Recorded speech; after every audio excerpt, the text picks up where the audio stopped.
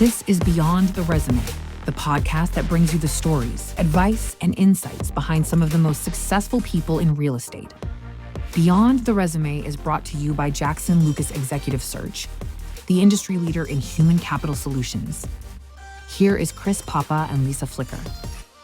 All right, Thalia Lankin, the Chief Operating Officer at the NHP Foundation. Thank you for coming on the podcast. Thank you so much for having me.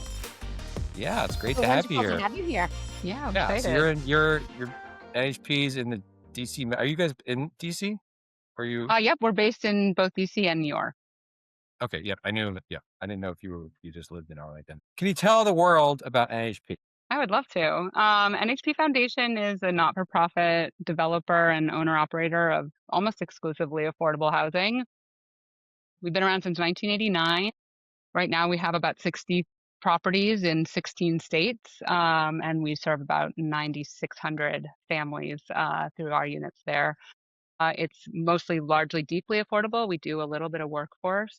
And as I just mentioned, we have offices in DC and New York, as well as Chicago and Baltimore, which are four of our key markets. Yeah, we've been doing this for a long time. We actually have an interesting history we predate that from the 1960s. We were grown out of a public-private company called the National Housing Partnership that was started by the Johnson administration and converted because of the Lyndon tax law. Johnson. That's right. Yeah, the great.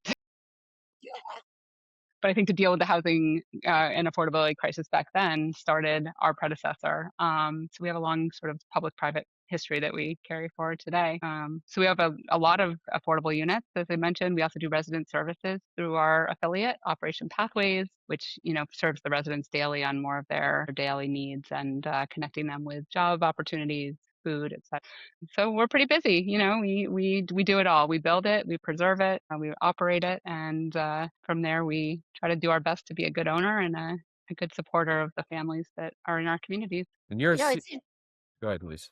It's interesting because I feel like there's a little bit of a divide between the clients and the people that we work with on the affordable side versus on the non-affordable side. And I look at your backgrounds and I feel like there was definitely a moment where you made a decision like, I'm not going to work at a big bank.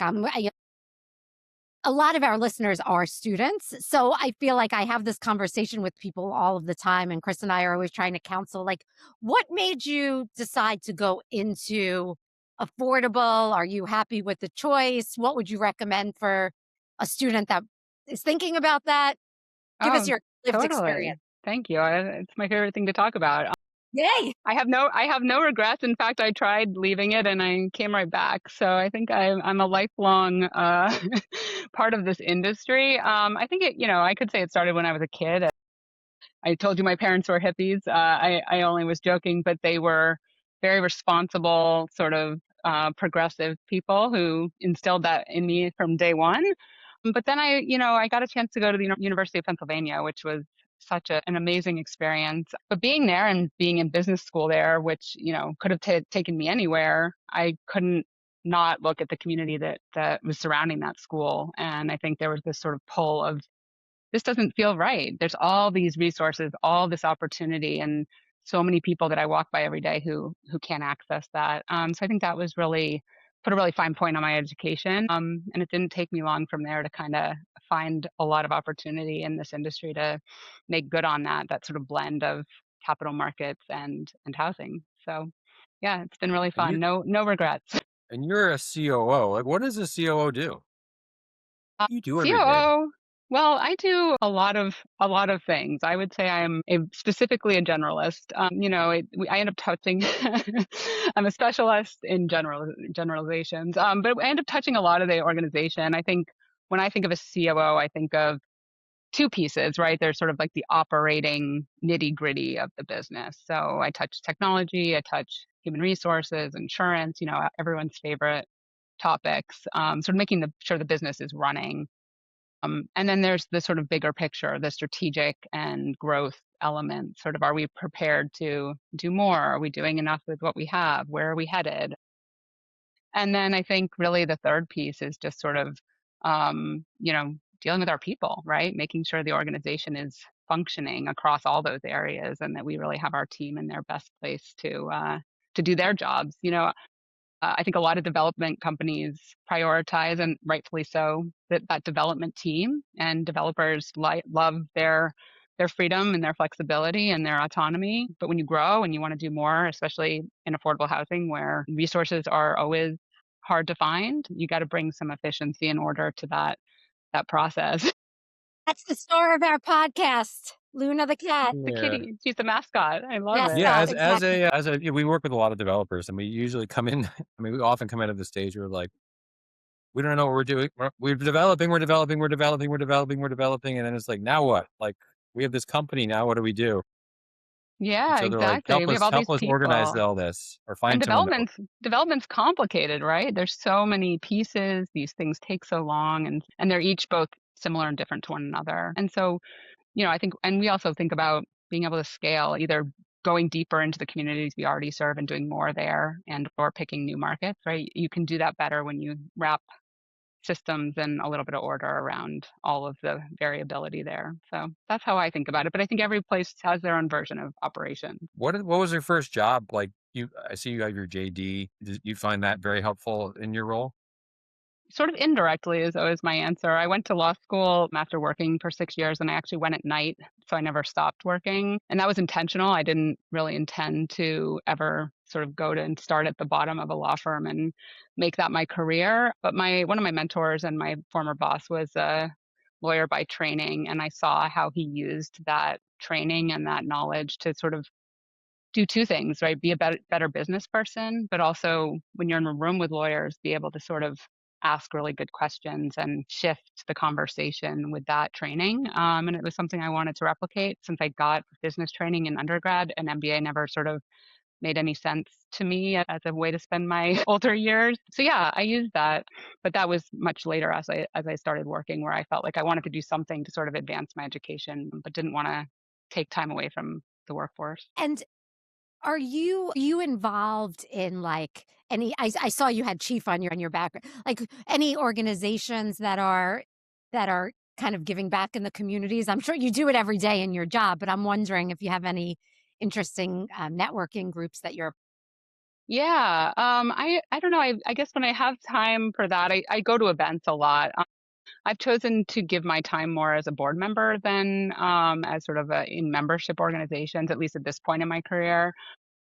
So I'm on two boards right now, both of which I really feel passionate about. One is Up for Growth. I don't know if you've heard about them, but they're a fairly new, I call them an umbrella organization. They're another housing advocacy group, but one that really is intended to sort of uh, not rise above, but work across the existing infrastructure of that industry, and really focusing solely on the idea that if you build more housing, it will be more affordable, right? Supply, supply, supply. And so that, I think I've seen over my career how much the housing industry all cares about the same things, but packages it differently. And I loved the idea that we sort of put all those differences aside and focused on one true thing that would really move the needle. So that's one, Lisa. And then one from my sort of prior, I call it my prior life, my pension institutional investment life, is a group called Heartland Capital Strategies, which is a group of impact investors with pension money of all sorts, who get together to talk about how you can invest responsibly with institutional capital. And the thing I love most about what they do is this really great internship program for kids who are in undergrad and thinking about sort of an impactful career, and helping them gain experience to hopefully push them in that direction. It's called Heartland. Yeah, Heartland Capital Strategies. Yeah, they had a cool history. Can you take us through your kind of career trajectory? Like, let's start with you as a kid. Where'd you grow up? Did you grow up in DC? No, far from it. I grew up in Western Massachusetts, in Northampton, Springfield area, Yeah, I've been to Springfield. part of the hippie, part of the hippie life. Grew up there from, third grade till my parents just moved out of that area last year. So I was home. Went down to Philadelphia for school and loved that urban experience. And then What was instead your of first going, job out of school? I went to Robert Charles Lesser and Company, RCL Co. And they do so much more now than they did when I was there. I was there a really brief time. I got called by a friend, someone I'd done an internship with during college, and got a chance to go work for what's called the Millennial Housing Commission. It was a congressional commission on housing literally in 2000. And they needed a research assistant. And I was really interested in that. I'd been interested in policy. So that pretty much shaped it from there. I got this amazing crash course in affordable housing. I remember like the first day writing down every acronym, being like, I have no idea what I'm doing here. But I got to sit in a room with amazing people, legends in our industry, Tom Bizzuto, Kent Colton, Cushing Dolbear, when she was We've still had Kent Colton with on us. the podcast. Yeah, I listened to him, and Oh, did you? he's amazing. But yeah, so I got this sort of like huge group of mentors as well as this crash course. And when that ended, the chair of that commission was a gentleman named Richard Ravitch. He actually ran the MTA in New York for a long time and was politically connected in New York. He later on served for a very short time as lieutenant governor of New York. But his other job was the chair of the board of the Housing Investment Trust, where I then went and spent 15 years. And so he opened that door for me, and it was like perfect, right? It was institutional capital, like, financial markets, investing in affordable housing. And not only that, introduced me to this whole union world, which really became meaningful to me as a proxy for wages and how we don't talk enough, I don't think, in our industry about how much we pay people and why that is another dynamic that I think we face Can you in dig building more into affordable that? housing. I don't know much about that. Well, just, unions in general have a higher wage. If you're in a union, Yeah, you get a because higher yeah. wage So like, scale. how are you guys involved? Oh, because it was on a. So the Housing Investment Trust that I worked for was all union pension money. And so they would Yes. invest in Okay. No. mortgage-backed securities with building housing with affordable union Right. I got labor. you. Okay.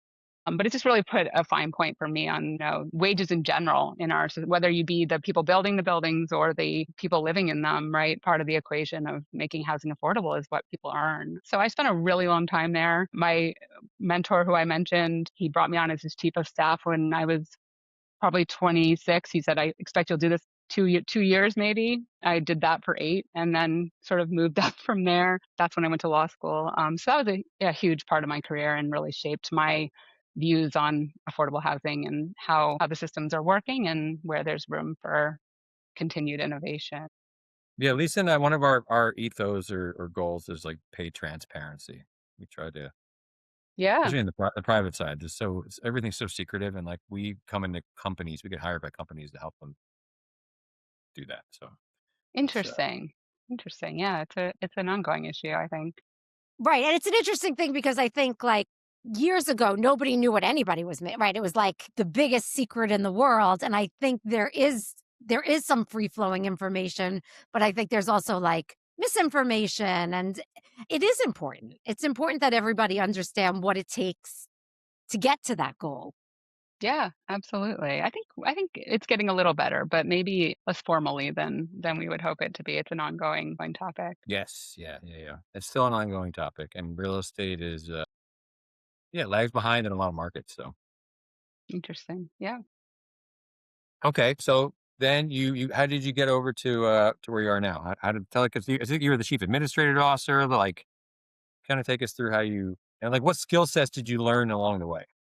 Yeah. Well, I got to the NHP Foundation through a gentleman who's now our CEO here, Eric Price, who we had worked together at the Housing Investment Trust many years ago. He had come here, I think 7 years ago. And when I was looking for a change, he reached out and was looking for someone to do operations. NHP hadn't really had someone in that role prior. And with growth, we had needed that. So that was just purely through, connections, whatever else. But it was the first time I worked on the development side rather than the capital market side. It's just been a completely different and such a great learning experience for me, like really appreciating how much time and work and creativity goes into getting deals. I said, in the investment side, you have the easiest job in the world. You show up with a bag of money and you write a check and all the work has been done. So, it's really made me appreciate how hard this work is and how important it is and how Yeah, passionate putting in the people. systems with developers must be very hard. Yeah, it's a work in progress. But every developer here and I think every developer in the world, they want to do more of what they do best, which is build buildings, right? And build the good ones. And so I always try to make it a little bit of a negotiation where, you trust me and you follow these steps and I'll buy you a little more time back in your day to think about the things you actually want to think about instead of doing your timesheet. Have you been playing around with AI in that vein? Very little. We're talking about it, I'd say, more than we're doing it. Um, I think right now we see the two biggest areas of opportunity being in harvesting our own knowledge, right?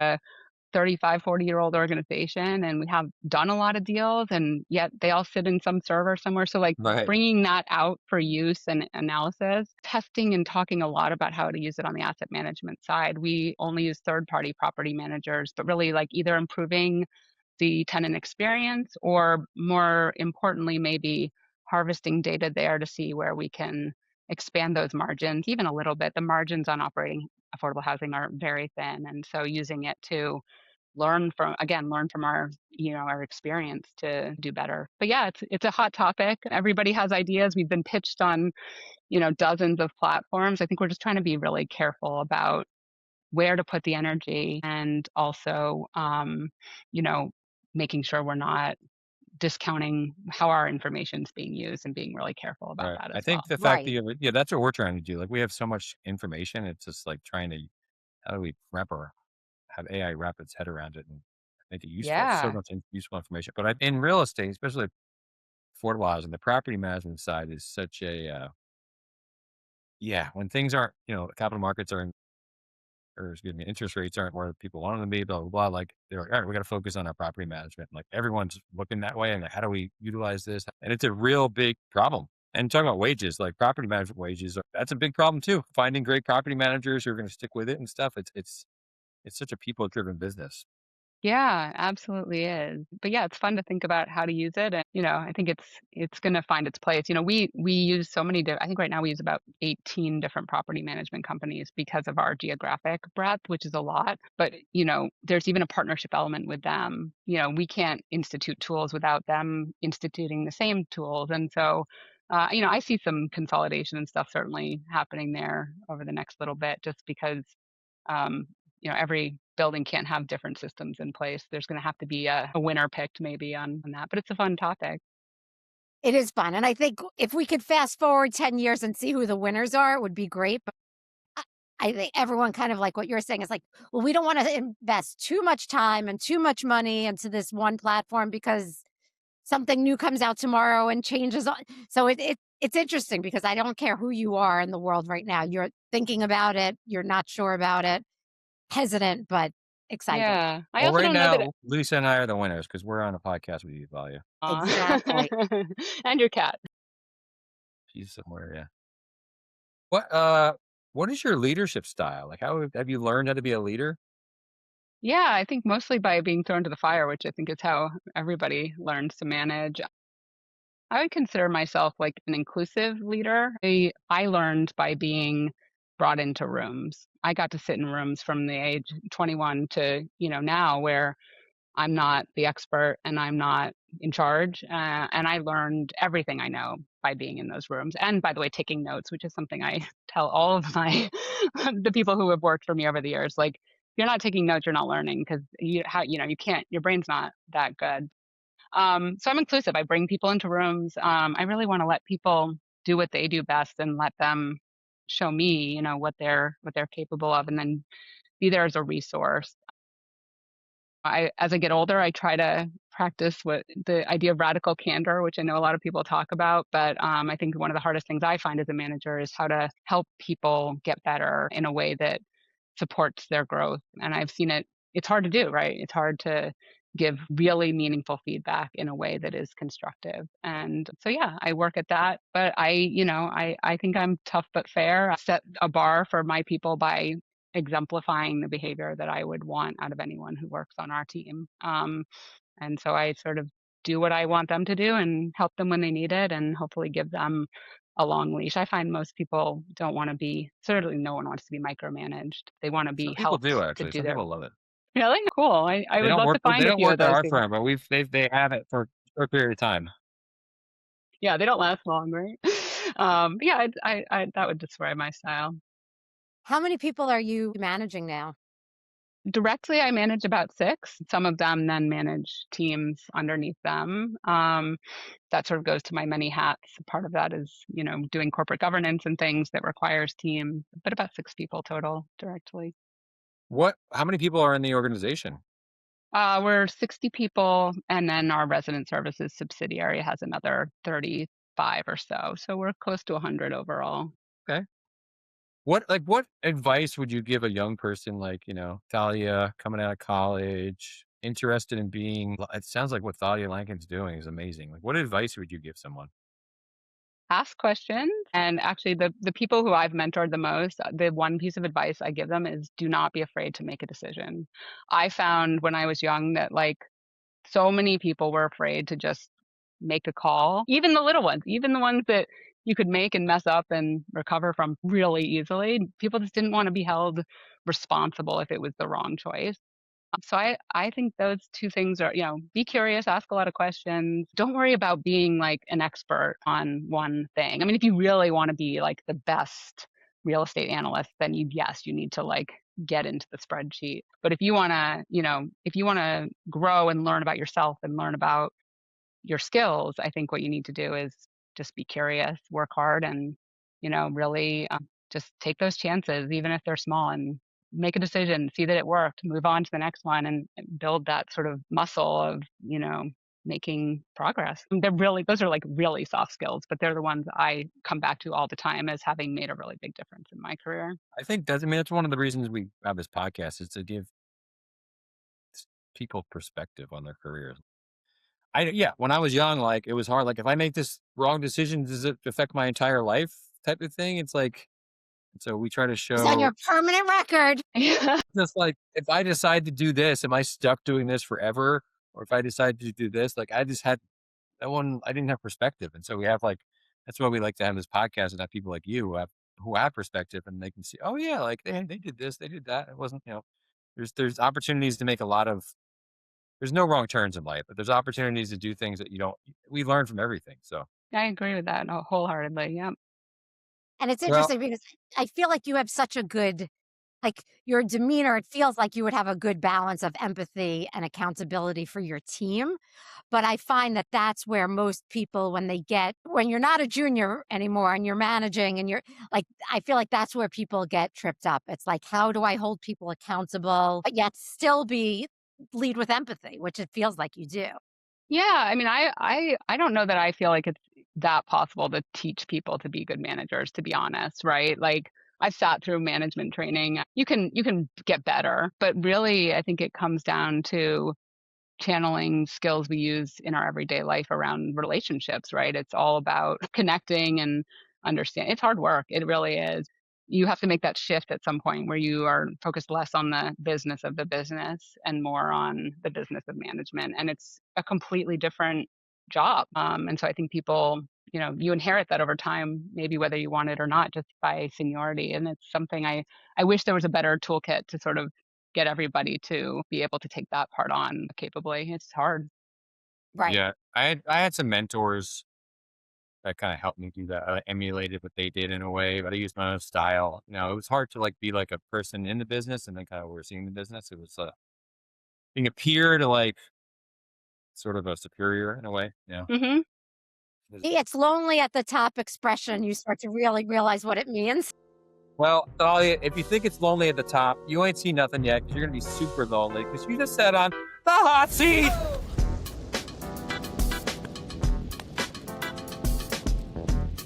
No. No one's around you. No one can help you. It's very, I we're don't gonna think help I'm you. You're gonna prepared. be great. it's All very, right, I very, trust you. very lonely. You're That in was your good first hands. mistake. First mistake. Excellent. All right, go ahead, So, Lise. Give her an easy one. first question, do you have any books or podcasts that you'd recommend, maybe that you're currently into or that stands out in your mind? Yeah, always. I've actually been reading a lot more in the last few years, taking it back up. One book I read it actually is a couple years ago, but I think about all the time is called Overstory by Richard Powers. I never heard it. It kept getting recommended to me. It's about trees, which sounds really boring, but it's a really beautifully written book. It just makes you think about, the world and nature and people and their connections. It's just an excellent read for anyone who loves a novel. Overstory? Overstory. It's long. It's Huh. really thick. Like, you're going to pick it up and say, I'm never going to make it through this. But You're like, you know trust why it's me, called it is worth it. Overstory, right? Because there's too much of a story. Yeah, it's an exactly. But it's a fabulous book. I recommend it to anyone who will listen. Oh, That one's I the gotta top. go to the library and try to get that. You'll have a hard time carrying it home. You know what? Use the Libby app if you want to listen to it. It's a library app where you can. Oh. Well, that's a good idea. Yeah, I have and a I've been hard starting. time retaining anything that I listen to. I listen to Same. podcasts like in the background, you know, with everything. I have a real hard time retaining books. Yeah, But yeah, that's a Libby, it's called? yes, I like Libby. that. It's free? it's free. You just set it up, connect it to your library card if you have one. Yeah, These it is pretty libraries, cool. they should start charging. They could totally charge. That's when we'll know capitalism is really working, right? I know, one of our socialist things, public library. That's All right. right. You're a mother, you're a COO, you're on boards. What do you do? What's your routine? What's your morning routine? What's your daily routine? You seem very calm. You have to be doing something. Right. Gosh, well, that's just a facade, I assure you. Well, I start my day with coffee as quickly as my husband or I can make it. That is a must. I usually try to squeeze in, a few minutes with my kids before they go off to school, and then I have a few minutes left before I start answering emails. I usually do a puzzle or two. Mostly I love crossword puzzles, but I'll do any that I can fit into my day. Are you good at connections? No, not I particularly. feel so I like stupid when I do connections. I'm same. like, and That is my one. my dad crushes them, and I'm like, I Yeah, try I'm to do not. them, but I'm like, I That's swear not I'm my not this best. dumb. That one gets me a lot, frustratingly so. But yeah, a few of those we'll do. The rest of the day, work, try to find more family time, a little exercise, and then more broadly, the thing I do as often as I can for myself is we have a lot of family up in Maine and a place on the water there, and kayaking Oh, and beach time and just getting out of the city and being in a totally different place that's very near and dear to my heart is my happy place. Do that yeah. every People love summer, and Maine. if you haven't been, I highly, it has a lot in common with the Bay Area, actually, Chris. It's beautiful. Yeah, There it's once a as a special kid, we spot. went some cabin on a lake, like a little motorboat, and we go fishing, and you bring it, and they cook it for you at the lodge. It was awesome. I'll have to get the name. My That favorite sounds cabin. great. It was like my only happy memory as a child. More sophisticated we get as a world, and I don't believe that for a second. And if your mom's listening, Yeah, tell her that's not true. No, she doesn't listen. She Okay, only good. listens to Dr. Chatterley. She literally just texts me, so it's okay. So anyway, so obviously you've hired a tremendous amount of people. What do you look for when you're hiring someone?